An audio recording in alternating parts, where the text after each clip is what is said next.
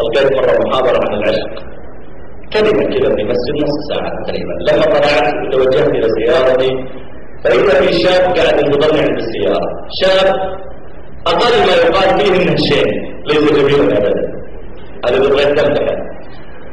فينتظرني عند السيارة، إذا رأيت وجهه تقول أنا متعاطي مخدرات هذا.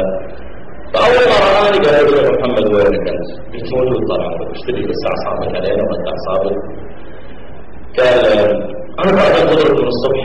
قلت في نفسي يعني ما صليت معنا، أنا دولي طالب. طيب تفضل وش عندك؟ قال بصراحة أنا قررت إني أتوب. أنا أنظر في الوجه، قلت أكيد يتوب من تعاطي المخدرات، يتوب من التهريب، يتوب من القتل، يتوب شكله يوحي بذلك يعني. قلت تتوب من ايش؟ قال أتوب من مغادرة البنات.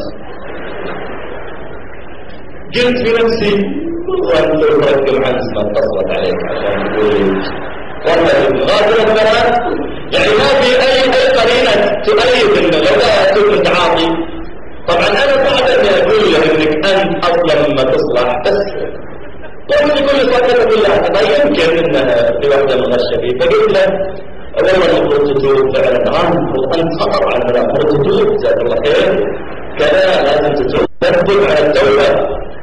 قال لي بس يا محمد في شيء يمنعني من التوبة. يمنعني من التوبة شو اليوم؟ ايش اللي يمنعك من التوبة؟ قال لي أخي إذا مشيت في السوق البنات ما يخلوني.